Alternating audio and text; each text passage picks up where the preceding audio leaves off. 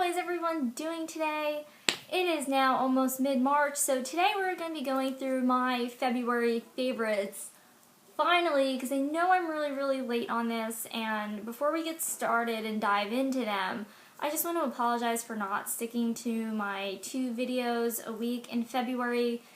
February ended up being a very crazy month work-wise, just lots of things going on, and so the content was there, but I didn't have the time to really put the effort I wanted to into the videos, and so everything just got backlogged, and so I just want to apologize about that. This month is more of a random selection of things. I didn't really try very much new makeup or skincare, so it's mostly random favorites, but I think it's time to jump in, and we will start out with skincare. So the first thing is this hand cream. It's empty because I've finished it by now, but it is called Sweet Kisses Honey and Hibiscus. I got it for $1 at Target in their dollar section, and holy crap. Things I like about it is that it sinks into the skin really well and isn't greasy or anything like that. It smells really nice, and for $1 it has really good staying power, so I really enjoyed this in February, and I've been searching for it at Target ever since, but have yet to find another tube, so that makes me a little sad, but if you find it, I definitely recommend picking it up. And here's a close-up of what it looks like, and excuse my nails, they need to get done badly. For the next item, I started using a new eye cream during the day because I'm getting older, my skin needs more attention and different kinds of attention from the products I use, and so I've started using a firming eye cream, and this is the Yes to Blueberries Age Refresh Eye Firming Treatment, and it just looks like this. I really like it. I've been using it in the daytime and then my creamy avocado treatment from Kiehl's in the evening, and I just find they both work really nicely together in terms of like hydrating the under eye area, depuffing, and then, you know, firming up the area and improving the elasticity. I've definitely noticed a difference. So to move on to fashion favorites, this item is an oldie but a goodie. I bought this quite a few years ago at J. Crew, and it is just this necklace here. Just to give you a close-up, I really like it. I like the contrast of like the different beads between the pearl and then this coral, light faded coral one, or muted coral, however you want to describe it, and then the sparkly little baubles here. I just think this is a very pretty necklace. I used to wear it all the time when I first bought it, and over the last month and a half, I've really just been reaching for it a lot more than usual again, and I just think it's really pretty, and it's one of my favorite necklaces for sure, and it's really nice to like know that like I bought this 3 years ago and I still love it. So I always love when I end up buying pieces like that. So for my next fashion favorite is more of a practical item. If you guys don't know, I don't have the best vision. My eyes tend to go in and out of focus a lot. I need glasses for reading, and my prescription that I had been using for quite a while was really old.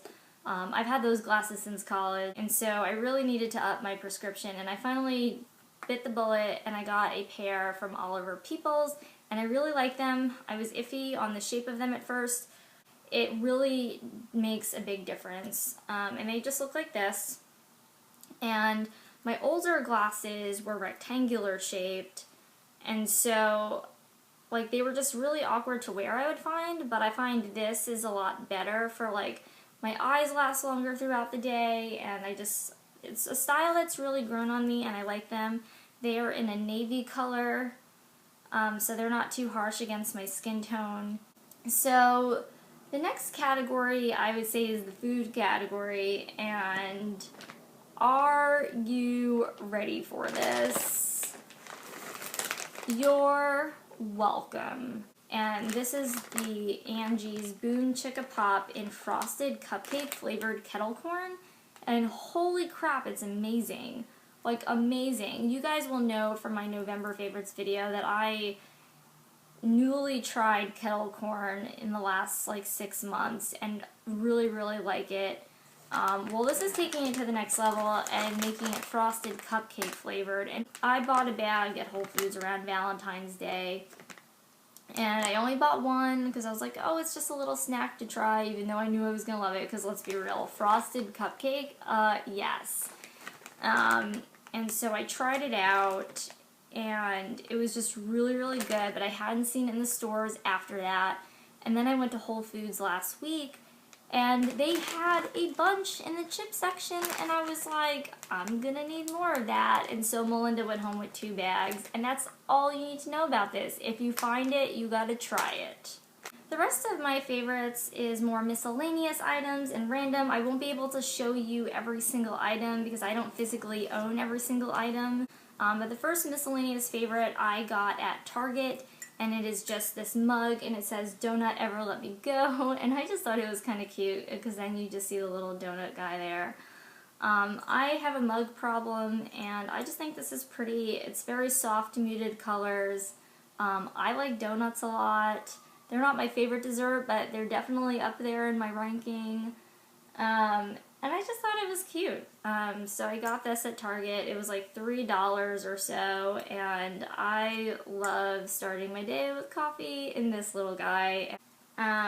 For my next favorite is a book, and it's a book I'm actually still working on reading, because I'm reading a few books right now at one time.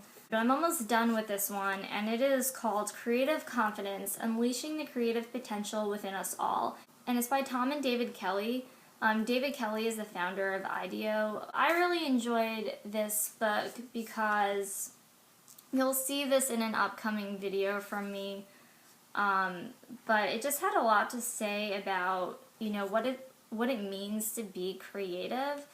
And the takeaways I got from this is that, we shouldn't be thinking about creative in the standard sense of like, oh, this person can paint, or oh, this person can dance, or sing, or draw, or do any of those things. Because I don't know about you guys, but I didn't have most of those creative abilities growing up.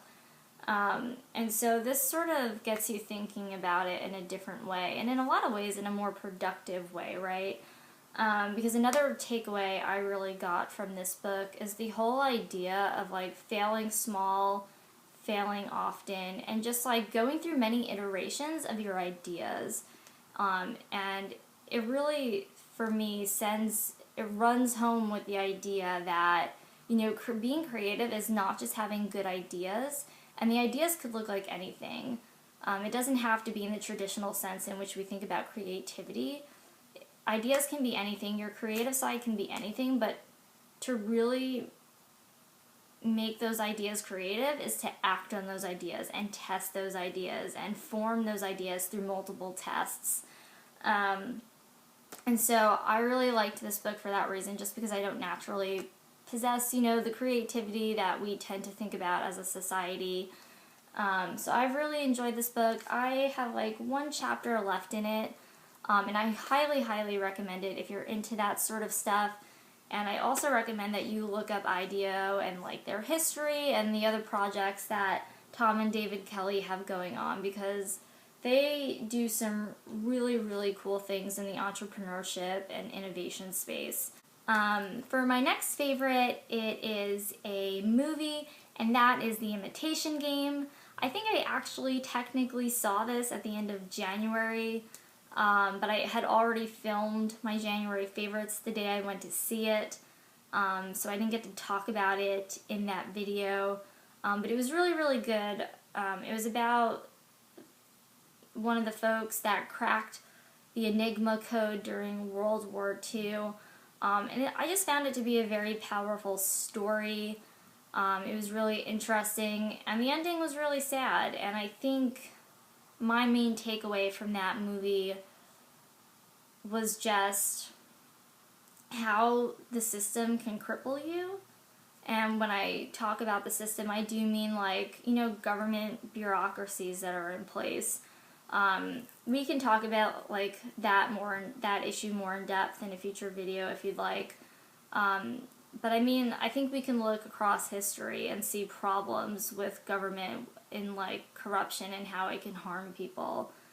We see that with many social and economic issues today, and we've seen it throughout history. And this just sort of highlighted that in a big way, in my opinion. And it was really, really good. The acting was top-notch. The guy from Sherlock, Benedict Cumberbatch, was the main character in it. But it was just a really, really well put together movie. It was very powerful. I personally had no idea about the background of that story going into seeing the movie. I just knew that Enigma code was a thing, and I knew that like there was a team of folks that cracked it, but I didn't know about the person's story. So I found the movie very moving and very sad. But I think it's a movie worth seeing. For my last favorite is a TV show called Black Mirror. Not gonna lie, the show is not for everybody.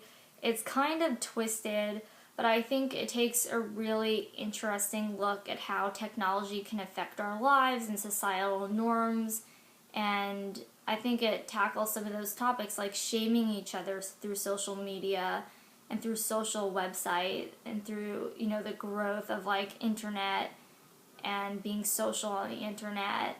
Not that I think that any of this stuff will happen, but it does make you think about how societal norms will change because of all these technological advancements, and how, you know, it could amplify the way we treat people about certain things and certain decisions they make. Those are all my favorites for the month. I hope you enjoyed this video. Give it a thumbs up if you did with that like button that is somewhere over here down there. And check out the description box again for all this stuff. It will be linked. As much as I can link things, I will link them. And I will see you in my next video. Bye!